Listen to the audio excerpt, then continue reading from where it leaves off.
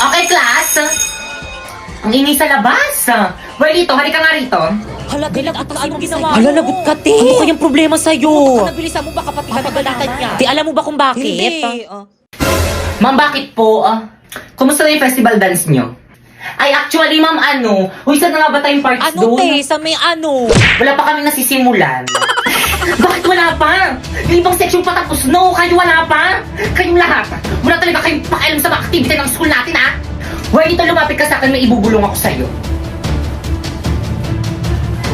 Kapag wala kayong na-present sa akin ng festival dance, alam niyo na kung anong magiging grade niyo sa akin. Okay, class, let's start our discussion. O, di ba discussion na naman? Ma'am, kaya sila nakakapag-practice kasi binibigyan sila ng time ng mga teacher nila para mag-practice. Ikaw, puro ka discussion. Hindi mo naman kasi kami puro ka kasi para mag-practice. Rin naman kami. Ay, sige, class, mag-practice na lang kayo sa labas. Sige. Let's go, guys. Bye po, ma'am. Thank you, ma'am. Bye, ma'am. Bye po. See you tomorrow. Thank you talaga, ma'am. Guys, nasa na iba natin mga classmates? Nasa classroom pa rin. Wait lang daw. Ang tagal naman nila. Totoo. Pero sige, hintayin natin sila. Guys, ano ba? Energy, energy. Ayan na ba yung best nyo?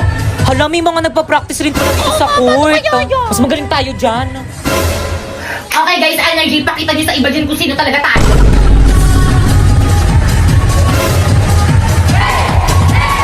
Te, ang galing nila. Mas makasabay tayo sa kanila. Tingnan natin kung sino pinakamagaling. Nasa na ba yung speaker natin? Walang nakapagdala. Ano? Di ba, hiramin na lang natin yung speaker ng school. Guys, ready? Ipi-play ko na yung music natin.